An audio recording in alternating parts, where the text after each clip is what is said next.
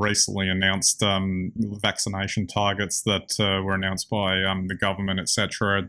Sort of like the pathway out of our current issues with rolling lockdowns and whatnot, and so there was that target of an initial 70% coverage for sort of harsher restrictions to start being less of a thing, and then 80% to be, to make like the idea of a lockdown the least likely option to take should COVID pop up. And it was an interesting thing that they finally nailed down some numbers in that respect, and it would seem that at the very least it's designed to encourage people to go out and get vaccinated. We won't go down the path again of the rollout, etc., because we've covered that before, because there are obviously issues with supply at the moment that kind of make that a bit difficult, at least until probably September or October.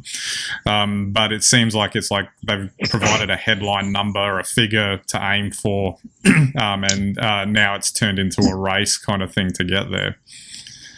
Yeah, I think like everyone else, I'm really glad we got some numbers to aim for, and I think that's great, and that hopefully will encourage as many of us as possible to get out there and get vaccinated as quickly as possible so we can reach those numbers and we become safer as a society or a community. But I would hate to see them change or shift the goalposts once we get there. Yeah. Because the scenario we're facing is it would be a very brave politician, even if we're at 80% vaccination, to say, okay, we're just going to open the borders to New South Wales right now, and then watch it come through, because at that point there won't be any controls anymore, and effectively what you're saying is everyone's going to get COVID.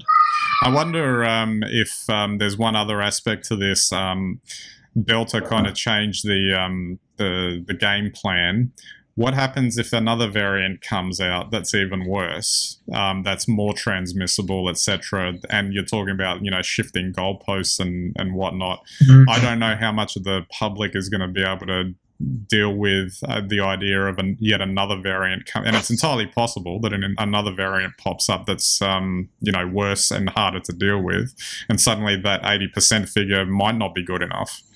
Well, I'm not an expert on this, but I'd hope that if there's a bright side to the Delta situation is that it's so successful with its replication rate that it'll be hard for another variant to outcompete it. Yeah. So hopefully we get stuck with Delta and we don't see any more variants.